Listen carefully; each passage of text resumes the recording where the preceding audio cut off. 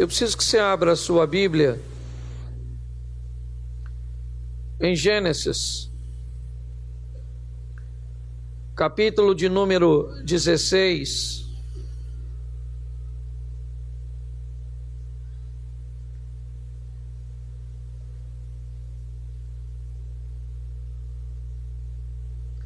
Verso de número 2. Gênesis 16, verso 2, diz assim, você está sem Bíblia, é só acompanhar aqui no telão.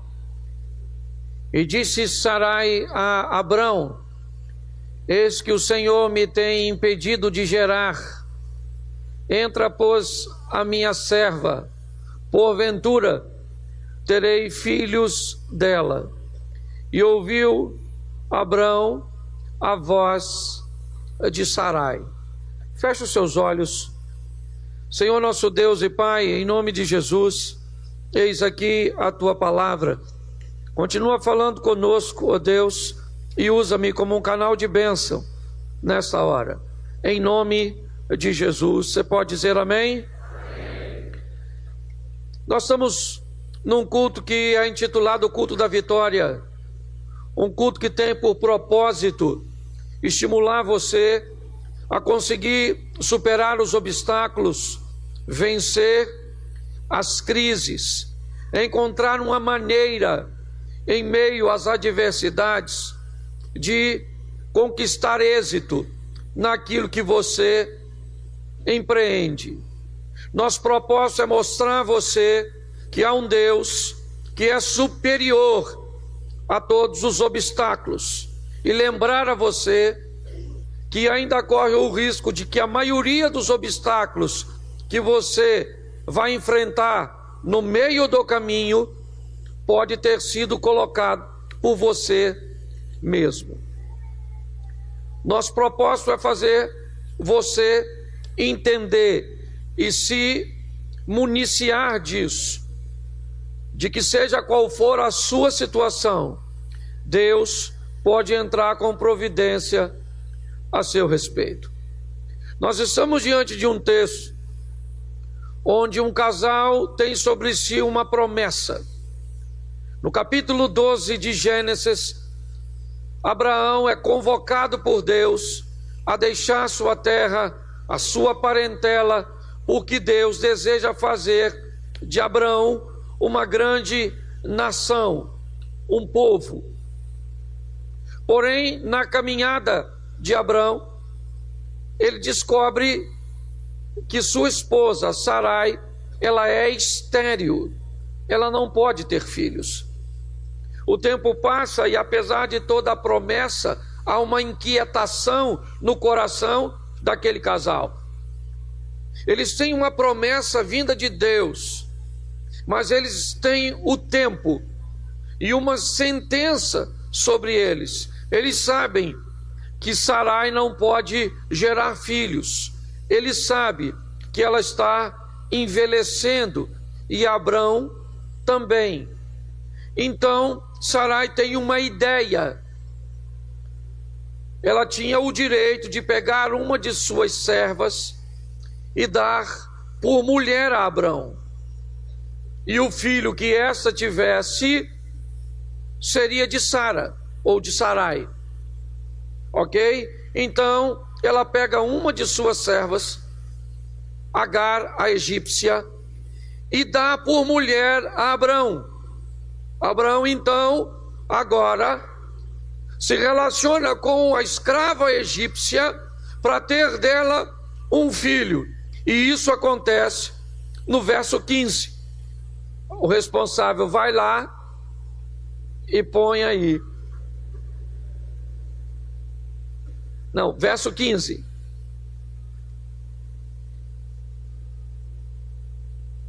Isso. E Agar deu um filho a Abrão, e Abrão chamou o nome do seu filho que tivera Agar. Como é que foi o nome? Pois bem, é sobre esse rapaz que eu quero falar. Eu quero mostrar a você como este moço entra no cenário. E que oportunidade esse rapaz vai ter na vida. a oportunidade de ser filho do patrão. Seu nascimento pode mudar a história de sua mãe, que agora vai ser vista como uma mulher do patrão. É assim que Agar agora vai ser vista como alguém privilegiada. E ela tem um filho. E esse filho, ele vem exatamente para dar continuidade à semente daquela família. Ismael é visto como uma bênção naquela família. Por quê? Porque ele veio para suprir uma necessidade. A necessidade que Abraão sempre esteve preocupado com a possibilidade de toda a sua herança e toda a sua história cair na mão de um de seus moços, porque ele não tinha sucessão. Nós aprendemos aqui uma boa lição para a nossa vida: não existe sucesso sem sucessão. Só existe sucesso quando, após a sua passagem, alguém pode continuar dando sequência àquilo que você iniciou. Quando nós olhamos para este momento, o que eu vejo? Um menino que nasce num ambiente muito legal, certo? Ele é filho de Sarai, a patroa. Ele é filho de Abraão, o chefão, e ele provavelmente entra com a perspectiva de herdar tudo. Sim? Sim ou não? E é para isso que ele nasceu, para cumprir esse propósito. Abraão tem nada mais, nada menos, pasmem vocês, 86 anos. Deixa eu repetir, só para envergonhar alguns homens. O cara tem 86 anos, entendeu? Ouvi um glória ali. Louvado seja Deus, somos uma igreja pentecostal. O cara tem 86 anos, entendeu, querido? Vai ler a história do cara que tem 85 anos, 86, e ainda é pegador. Porque tem mulher aí reclamando de cara de 30. Os caras estão só no game, no joystick. Isso. Pois bem, você acha que para por aí? Abraão tem mais lição para nos dar? Pois bem, contrariando a expectativa até de Sara e de Abraão, ele recebe a visita de anjos que anunciam mais uma vez o nascimento de um filho. E agora Abraão está com 100 anos. Ou seja, Ismael já tem quantos anos nessa ocasião? Quantos? 14. Isso. O pessoal antigo fala de cabeça. Os adolescentes pegam 84. 14 anos o menino tem e Abraão continua pegando Sara. Um cara de 100 que pega uma mulher de 90, não é à toa que o cara é pai da fé, é ou não é verdade? Mas entenda bem, contrariando as expectativas, Sara fica grávida. E Sara tem um filho cujo nome é... Como é que é o nome dele?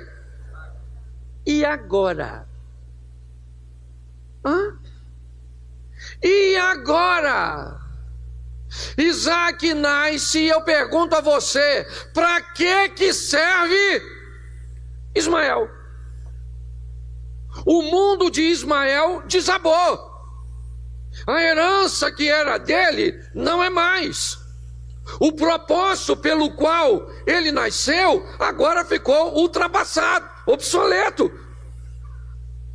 Ele agora pode ser descartado. Olhe bem, a história deste moço de herdeiro, ele agora não é ninguém. Pensa, com 14 anos, um adolescente. com toda a expectativa, com todo o respeito que as pessoas têm por ele, pois ele é o futuro dono de tudo. E com o nascimento de Isaac, ele não é mais nada, ele não tem mais função. Eu fico imaginando o choque, porque eu quero conversar com vocês hoje sobre a dificuldade que as pessoas estão tendo de sobreviver às decepções da vida, às perdas, às adversidades, às ameaças do mal. Ah, pastor, eu fui e falaram que o diabo quer me destruir. Ah, você foi em algum lugar e alguém, você já ouviu falar que o diabo foi dar sorvete para alguém? Pagou uma pizza? Todas as vezes que a palavra diabo entrar em cena, ele tem um propósito: roubar, matar. É isso que você tem que entender. Quando nós olhamos, principalmente na sociedade moderna ou pós-moderna, como queiram, as pessoas estão muito frágeis para lidar com perdas, com decepções, com dificuldades. Eu quero que você entenda, esse menino, com quantos anos? Com quantos anos? 14 anos o cara leva uma pedrada dessa. Certo? A partir desse momento, ele não é mais o herdeiro, ele não é mais o legítimo. Não. Ele não tem mais função. Ele é um filho de Abraão, que Abraão teve com uma escrava e pronto, porque o camarada agora chegou. Ele é o filho da promessa. Seu nascimento foi trazido, certo, por informações de anjos. Então ele é a bola da vez, e esse menino está automaticamente descartado. Tudo bem, mas eu pergunto, a vida dele precisa continuar. Sendo ele o filho da promessa ou não, ele ainda está vivo. Sendo ele ainda reconhecido pelo restante dos funcionários de Abraão, por Sarai, por Agar, por Abraão, ou por quem quer que seja, ele ainda tem a vida dele que precisa prosseguir. Então quero te dar uma notícia: eu não sei o que aconteceu na sua história, eu não sei o que está acontecendo no momento hoje para você, e para muita gente, ou talvez até mesmo para você, parece que terminou, mas sua vida ainda não acabou, sua história continua. Esteja você vivendo um bom momento ou não. Ele deixou de ser? Sim, mas ele ainda está vivo, tem uma vida para dar sequência. Cuidado para o caos, para a dificuldade, para o problema não entrar na sua vida e paralisar você. Isso não tem a ver com poder aquisitivo, isso não tem a ver com poder intelectual, socioeconômico, não tem nada disso. Uma adversidade pode bloquear o caminhar de qualquer pessoa. Pode levar pessoas, inclusive, sem problema nenhum, a criar fantasmas na sua mente e tirarem sua própria vida. Nós temos que aprender a sobreviver. Esse menino aqui leva essa pancada. Sim. Mas eu preciso te mostrar algumas coisas que dão sequência. Primeiro, capítulo 21, verso 8. Põe para mim aí.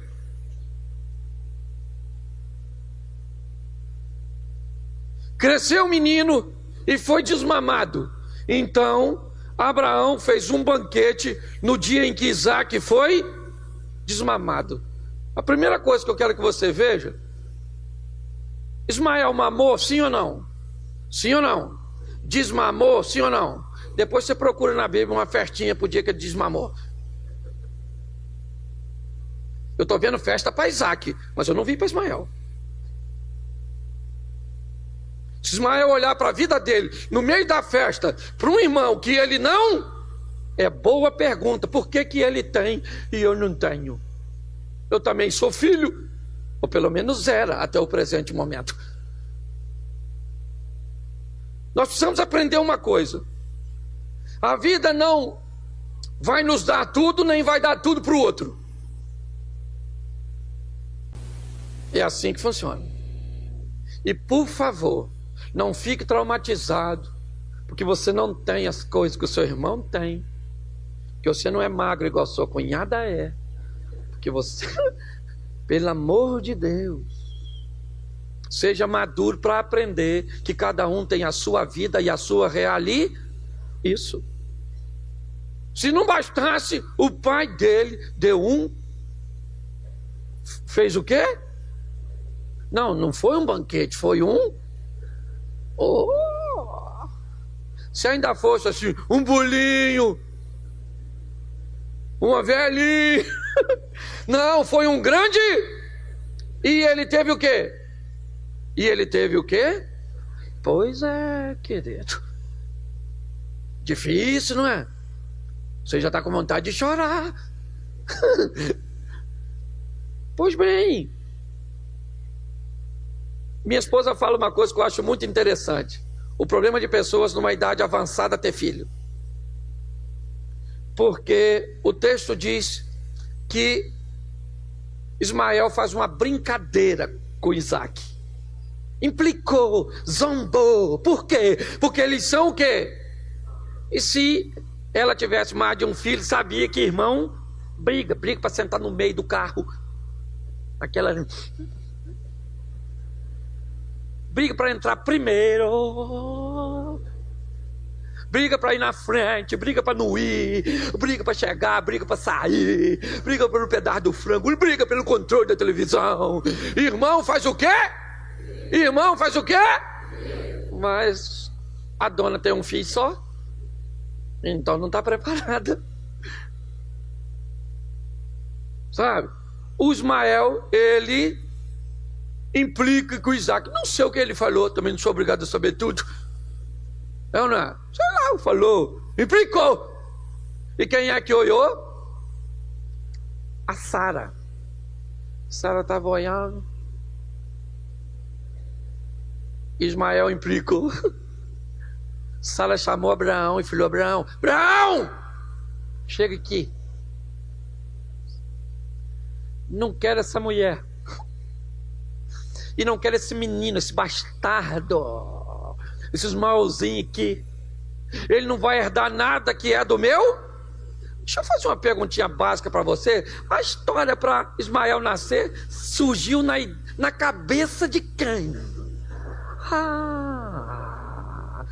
Deixa eu falar uma coisa para tu que tem mulher.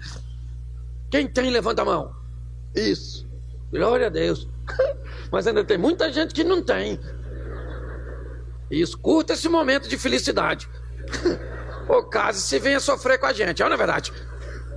A ideia surgiu na cabeça de quem? E agora ela está botando a culpa em quem? No Abraão.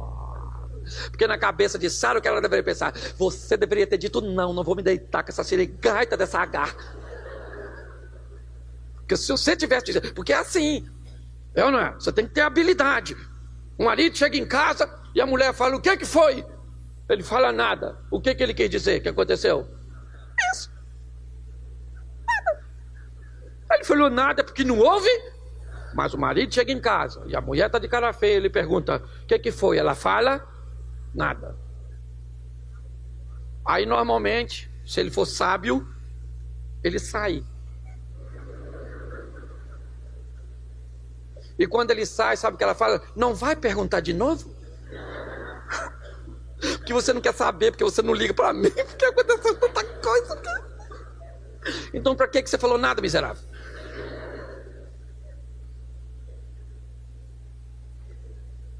Sara chama Abraão e diz: eu não quero esse menino aqui. Manda ele embora. Pô, gente, aí já é demais. É ou não é? Aí já é demais. Eu estou falando humanamente. Quando você vai para o contexto da história, você sabe que são duas alianças, você sabe toda a história, mas não é disso que eu estou tratando. Eu estou tratando de alguém que sai disso sem trauma. É disso que eu estou tratando. Porque o menino agora olha, certo? E no meio de quê? De uma festa. o pai dele chama ele e a mãe e diz: vocês vão embora daqui. Deixa eu só descrever a vocês. Isso não aconteceu em São Paulo. Não. Isso não aconteceu no Rio de Janeiro.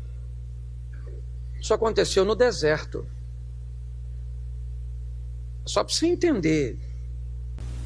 Não era assim como vai embora daqui e vai para ali pedir uma ajuda, pedir uma esmola, pedir um donativo, pedir uma cesta básica. Não. Abraão está mandando embora e o que tem pela frente é um deserto. Não tem nada. E aí eu te pergunto, se Abraão estava tão preocupado lá naquela tenda, quando disse que Deus tinha dado a ele tanta coisa, e por mais que ele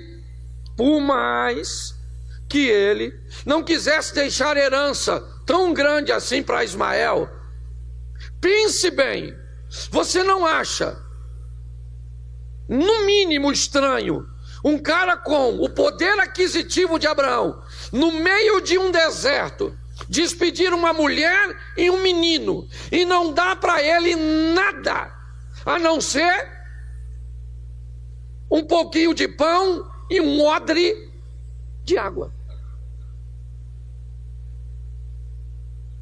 Ismael não leva um camelo, não leva um cabrito. Ismael não leva um colar de ouro para vender. Ele não leva nada. Ele não leva um escravo, um servo. Ele não leva nada. O que entregaram na mão da mãe dele foi um pouco de pão e um odre de água. Despediram ele para quê? Numa ótica humana, eu diria você, despediram esse menino e sua mãe para eles morrerem no deserto.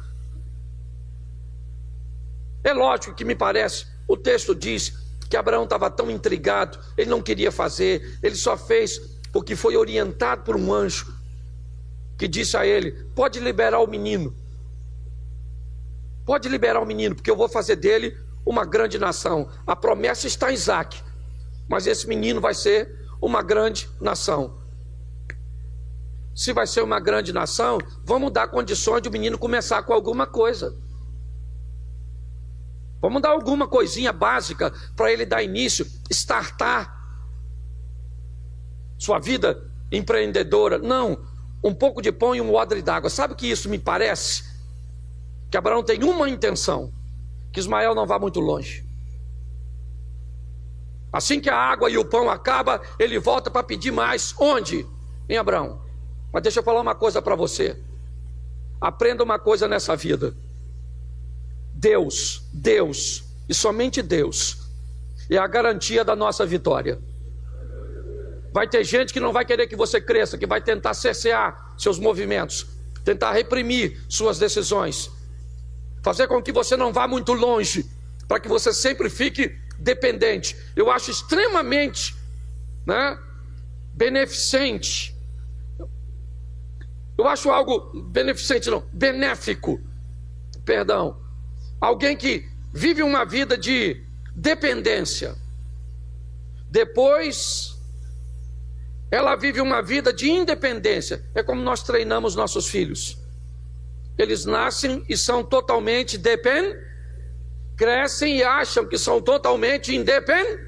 E amadurecem e descobrem que o certo é ser interdependente. É um dependendo do outro.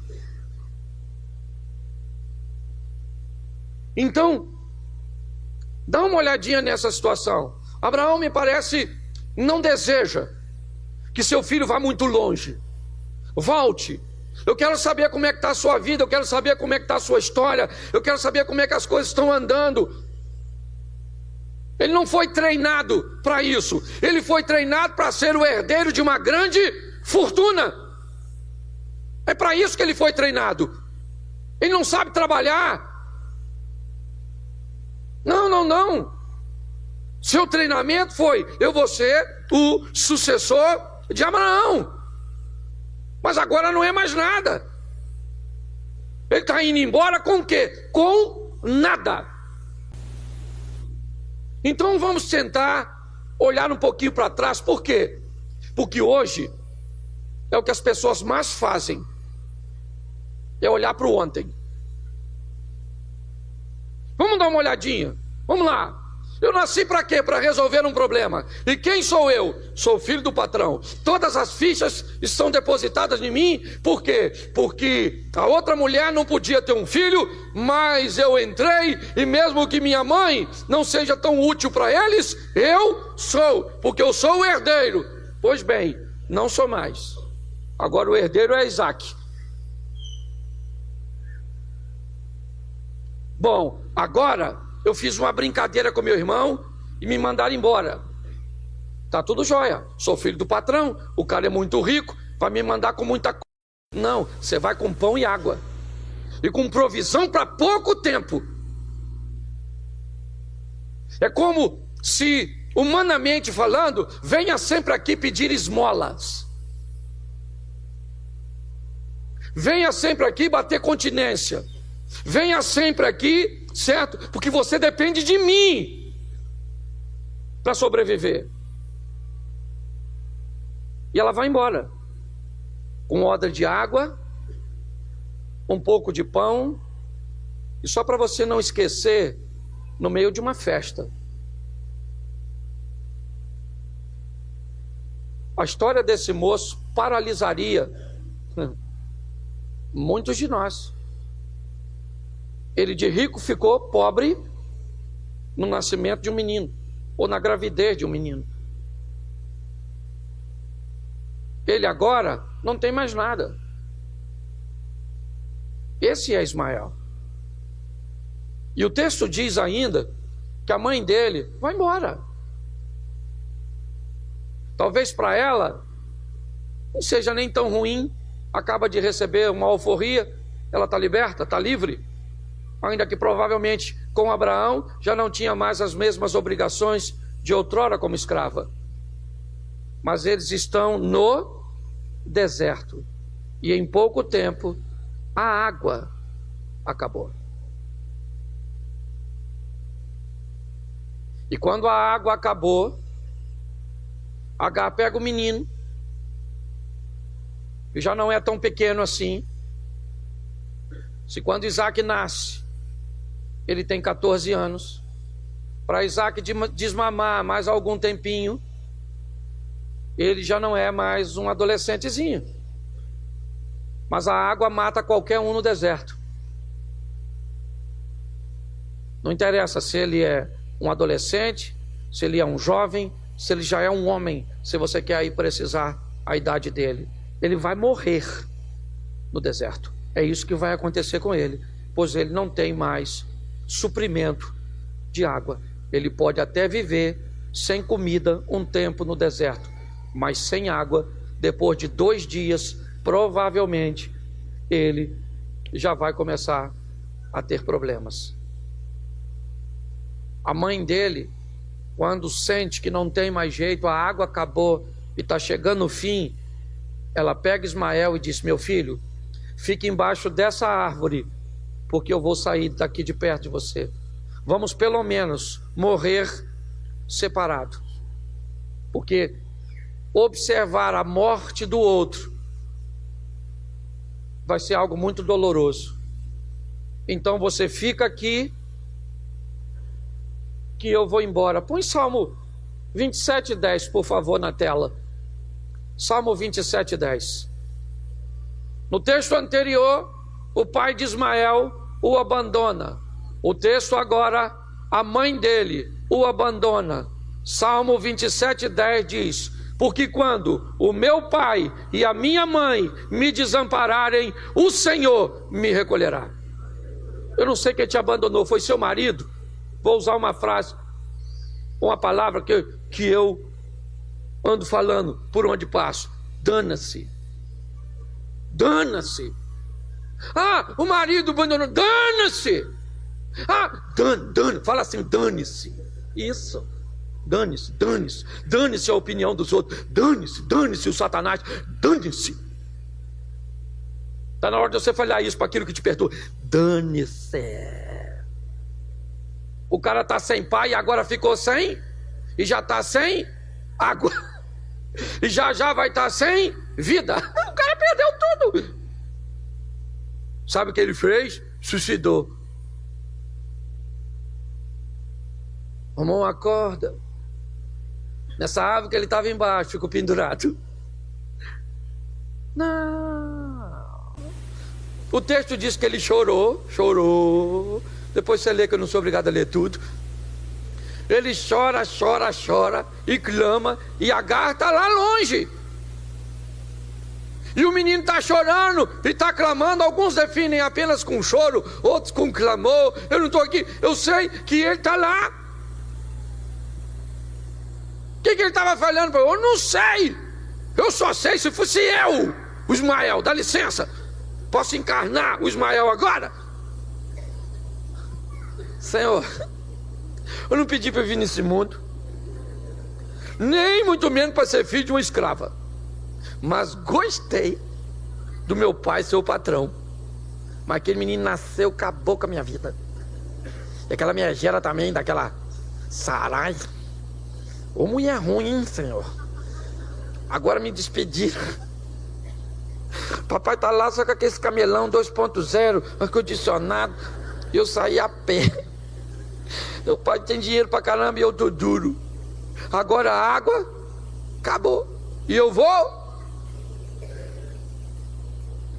Eu ia falar com Deus. Eu não sei o que ele falou com Deus, mas eu sei que ele falou com... Mas o que ele falou? Eu não sei, dane-se. Eu só sei que ele... Isso. Com quem? E o que ele falou? Mas ele falou. Mas falou o quê? Mas ele falou. Você veio aqui, você pode falar com Deus. O que hoje? Sei lá. Não sei o que você está precisando. Eu sei que o menino fala com Deus e a gata lá chorando. Vou morrer. E o garoto está lá, falando com Deus. E a gata o quê? Isso você decide, H. Se nesse texto você é H ou você é Ismael. A gata achou, Ismael está lá, pronto. É assim que funciona. E o texto diz, já estou acabando já. Presta atenção aqui que legal. 21:17.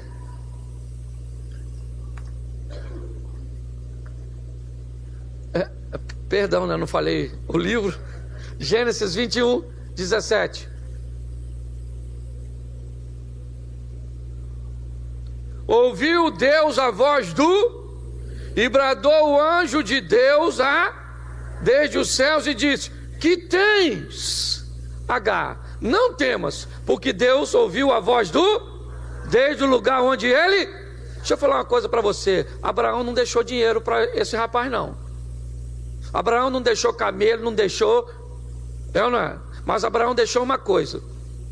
Deixou na mente de Ismael, que no momento que ele tivesse só, se ele falasse com Deus que estava no céu, Deus podia mudar a história dele. Nós temos que aprender a deixar para nossos filhos mais do que bens materiais. Ensinar esses meninos o caminho dos céus. Amém? Porque nós não vamos estar sempre com eles, mas Deus pode isso. O menino está lá clamando e Deus mandou um anjo falar com Agar. O que tens, Agar? Ela ia falar o quê? Sede. É isso que eu tenho. Certo? O que você tem? O que está acontecendo? É porque é pouco tempo. Deixa eu lembrar você, quando Agar fugiu da presença de Sara, o que o anjo disse para ela? Fica tranquila, querida. Fica tranquila. Esse menino aí vai ser grande. Sim ou não? Sim. Por isso que o anjo perguntou: Agar, qual é a tua, querida? O que está acontecendo? O que está rolando nessa cachola? Eu não falei que eu ia dar vitória para esse menino e para você? O que Deus falou com você? O que Deus tem falado com você e comigo? Porque eu também prego para mim. Você acha que eu não tenho as minhas crises? Tem dia que eu estou a fim de jogar tudo pro alto. Você acha que eu também não tenho problema no casamento? Você acha que eu não tenho problema com o filho? Não tenho problema financeiro? Não tenho problema de saúde? Não, eu sou o Iron Man. Longe disso. E muitas vezes eu me envolvo, estou em problemas que eu não tenho como resolver. Então eu falo com quem? É só vai na administração e fala com a chefia. Olha só, o menino falou e Deus mandou anjo. O anjo foi lá e falou: ô H, qual é a tua, querido? Por que tu tá nessa? E sabe o que é interessante? Olha o que diz. Põe o verso 18. Ergue-te, levanta o moço e pega-lhe pela mão, porque dele farei uma grande... Ele já tinha falado isso, sim ou não? Isso. Põe o 19. E abriu Deus os olhos e viu viu o quê? Bom, presta atenção. O texto não diz que Deus fez o poço aparecer. O texto diz que Deus abriu os de quem? O que indica que o poço já estava e ela que não estava. Porque às vezes o caos toma nossa mente de uma tal forma que a solução está bem pertinho de nós e nós entramos num desespero tão grande que não conseguimos ver a solução que Deus já colocou perto de nós. Você está entendendo? Você não vê saída porque você está vivendo, porque você está bloqueado por um medo, pela angústia. Mas Deus abre os nossos olhos para que vejamos uma solução que já estava disponível. Amém? Sim, é o que o texto diz. Ela foi então e encheu o odre e deu de beber ao verso 20. E era Deus com o moço, cresceu e habitou e foi. Olha para mim, deixa esse texto aí só um minutinho. Quem era com ele? O pai dele era com ele? A mãe dele era com ele? O irmão dele era com ele? O dinheiro era com ele? Quem era com ele?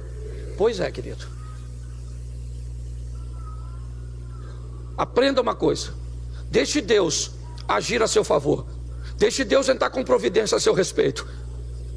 Não fique se queixando dos recursos que você não tem. Abra seus olhos para ver o recurso que Deus colocou disponível para você. Amém? Isso. Pare de se queixar. O choro não vai te levar a lugar nenhum. Vai clamar que Deus envia a resposta. E abre os seus olhos para que você veja que a solução está mais perto de você do que você podia imaginar.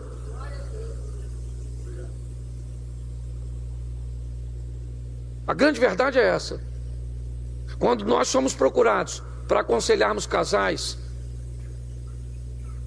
escute só, a coisa que mais tentamos fazer é que as pessoas consigam ver as atitudes que estão tão perto delas e que, se elas tomassem, poderia mudar a sua história. Às vezes são coisas tão simples que estão disponíveis perto de nós: mudança de comportamento, revisão de valores, realinhamento de postura. Mas as pessoas estão, às vezes, aguardando algo cinematográfico, uma revelação. Oh meu Deus! E às vezes é só uma mudança de postura. Quando nós olhamos aqui, o texto diz o quê? Deus era com o que fez o quê? Que fez o quê? Mas presta atenção. Momentos antes, a mãe dele deixa ele debaixo de uma árvore para quê? Para quê? E ele cresce num ambiente que deveria morrer. Por quê? Porque Deus era com ele. Ele habita onde? Habita onde? Isso. Não sei se você gosta de história, geografia, Eu não sei se você acompanha documentários,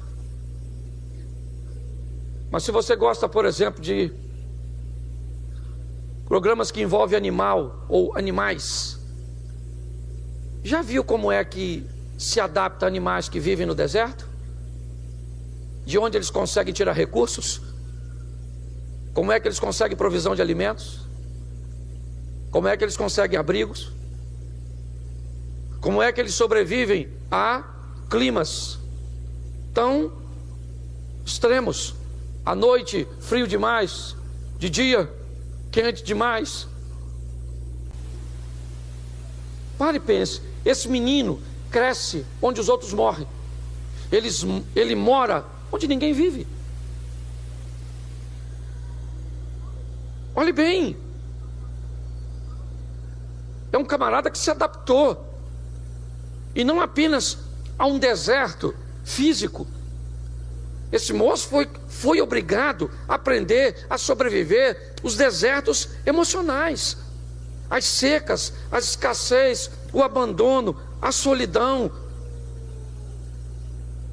E é isso que essa sociedade pós-moderna tem dificuldade. Qualquer probleminha, o caos se instaurou. E não é frescura, não. Eu não estou falando de gente fresca. Eu estou falando de gente que não é preparada para isso.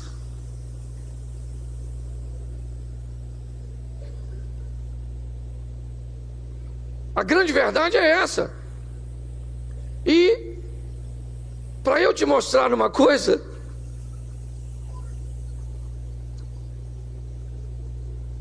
põe para mim capítulo 25, verso 1, Gênesis. E Abraão tomou outra mulher, seu nome era Quetura, e gerou-lhe Zirã, Joquzã, Medã, Miriam, Isbaque e Suá. Gente, você pensou que Abraão só teve 2 filhos? Não pensou? Ele teve quantos? Quantos? 6 aqui com mais 2? Fala para mim, quem foi o Zirã? Tu sabe? Nem eu. O Juquizã. Esse cara parece até coisa de lutador de karatê. A Midian, você sabe o que ela fez? Sabe não, né? Pois é. Dos filhos do Abraão, quem está pior? Quem? O Ismael? Sim ou não? Sim ou não? O cara ficou rico, cresceu, venceu no deserto. E esse patota aqui? Ao que diga de passagem, coadjuvante. E só passando atrás assim dos atores principal. Porque é assim que muita gente está vivendo. Você olha ele na vida, ele só passou assim atrás. Não consegue desempenhar um papel principal. Na vida, nada. Se você achou que o pior era o Ismael, menino, Ismael ficou rico. O Ismael rebentou a boca do balão. Ele só não foi quem? Isaac. Ele foi quem? Ismael. Você já imaginou se ele ficasse a vida dele pensando: eu queria ser Isaac, queria ser Isaac, queria ser Isaac. Ele seria quem? Ele seria quem? Pois é. Não queira ser quem você não é. Entende? Viva o que Deus tem para você. Pronto. É isso aqui. Olha que beleza. 25, verso 7. Estes, pois, são os dias de vida de Abraão. Abraão viveu quantos anos? Quando Abraão morre, Isaac tem quantos anos?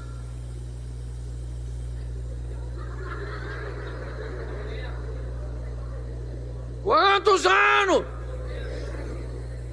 Jesus, tem misericórdia.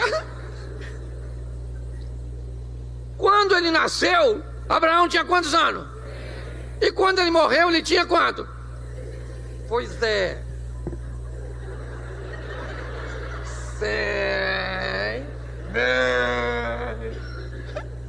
175 menos 100, dá quanto?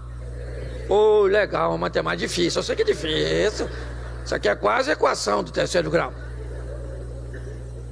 E o Ismael tinha quanto? Mais 14. 75 mais 14. 8. Isso. Glória a Deus. Você nunca pensou que aprenderia matemática numa pregação? Querido. A gente precisa mexer na memória dos outros. Põe o verso 9. Sepultaram-no. Quem? Pois é.